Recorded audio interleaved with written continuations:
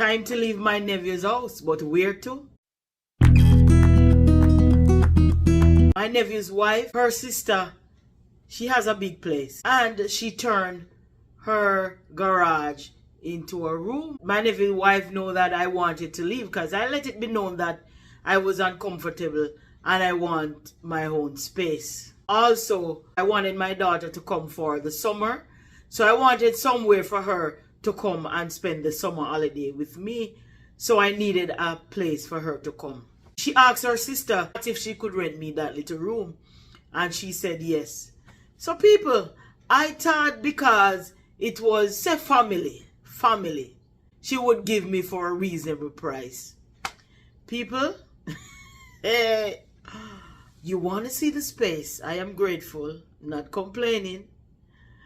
But I thought she was going to charge me like a little $400, $500 the most. You know what she charged me, people? $700. $700 for a little space and a little bathroom. All it could fit was a bed and a little chester jar or a dresser, what you want to call it. But I didn't have any space to walk. My nephew said to me, Auntie, wait. I soon get something for you. Wait. But because it takes forever to get an apartment, and you need money to get an apartment, and I didn't have any money because a little job, I was doing business with a little money that I was getting. That was more important than to wait for a big apartment so I could have more space. So I told him, I explained to him, I said, remember I'm doing XYZ, so I need a little space. So I said, okay. So I took it, people. I could not walk around the bed. The bed would have to be against the wall and that little walking space at the front and then a little one at the end to go into the bathroom. That's it, people. So I moved there. And you know, when you rent an apartment, by law, over here when you rent an apartment, and I think for Canada, I'm not sure about other countries, but I know for Canada and here, you have to rent your place with a refrigerator and a stove. My nephew's wife, she had a bed in the apartment, so it didn't make any sense for me to buy any bed when I went there. So she said, Sharon, you can always use that bed because that's a room I normally stay in when I go to my sister's house, or that's a room I used to live in. She let me use the bed that she has instead of me buying a bed. I said, that's okay. That worked out. I had to use the sister's stove because I tell her there was no space, whether in the kitchen or the room, nowhere for me to put a stove to cook. So I had to use the sister's stove to cook. Also, I had to use her fridge to put my stuff in. I was kind of disgruntled with the $700 because I told some of my co-workers and they were so upset. But I was saying I did not use the rent over here, so I didn't know what was good at the time or what was bad at the time. So I took it. Just long after I realized that she could have done better as relates to charging me the rent. And also the co-workers were saying that the sister could have spoken to her and let her know that I wasn't getting much money because $8 something. Also, she could have used her conscience. But you know, people, I saw it set over here. When I go to the supermarket, like I buy my vegetable and fruits and all of that, there was no space in her fridge to hold my stuff. I could only buy what I wanted, and she knew that she rented me the apartment, so I needed space in the fridge. She tried to take out as much as she could, but it just wasn't working because she has children and she has to put her stuff in there too, her household and also things for the children. So it just couldn't work. Eventually she get one of those, you know, those little room fridge, those little countertop fridge. She got one for me, but it barely could hold anything for me. When I tell it couldn't hold anything, I couldn't buy no meat, nothing. I could only put little water in it.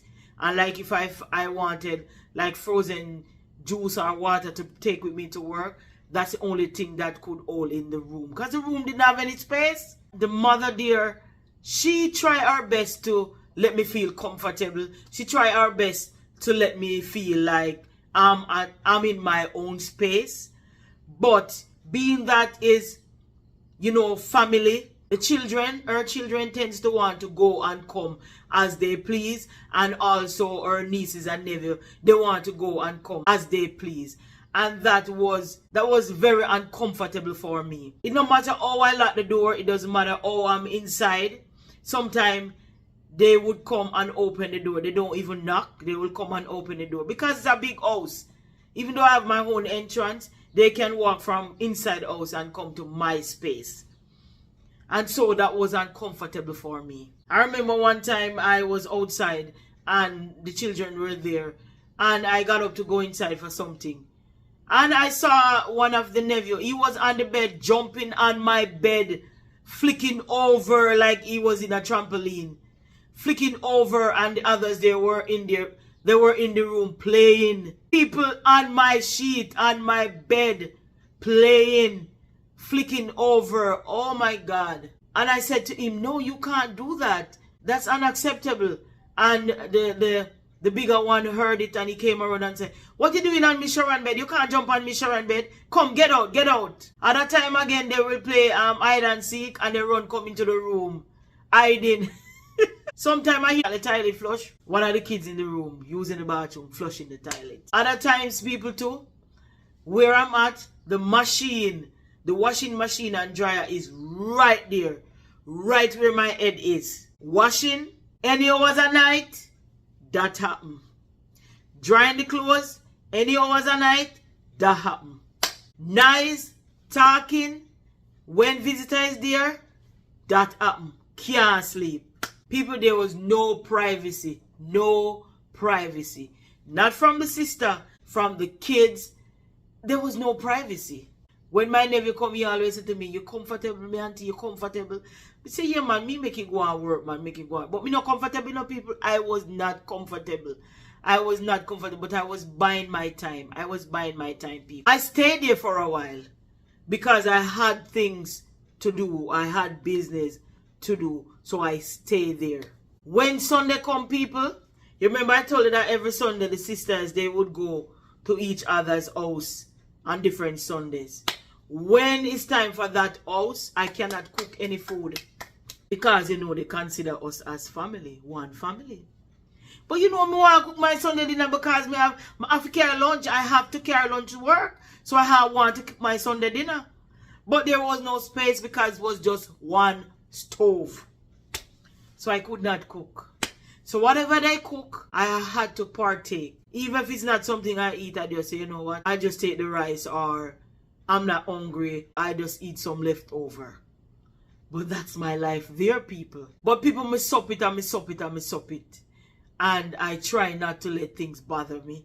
But that's the worst thing that really bothered me though. People were the talking, the loud talking in the night and going to bed late with them. And when they have visitor, also the machine, when the washing machine is going, because they would leave it and they would just go to bed. Sometime at 2 o'clock at night, people, they will come and start the machine. You know when machine going on, when the dryer is drying and go puku, puku, puku, puku, puku, puku, or the washing machine is spinning and it's going and it's dragging the clothes.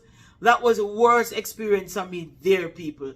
But I kept it and I kept my composure, and I didn't create any fiction there, because I had my plan and I had things going through my mind. In the business that I tell you that I wanted to do, I started my business there. Was the filing for my husband and my daughter. I petitioned for my husband and my daughter when I start living at that home. So, stay tuned for that. I will tell you what I did, how I go about petition for my daughter and my husband. But until the next video, you know we're not going to let the videos be long, and we want to keep the suspense. So until another video, please make your comment down below. So please like and share. Tell a friend to tell a friend about Shar in America. Thank you for watching. Thank you for subscribing. Thank you for showing me the love. Until another video, that is it. I am out.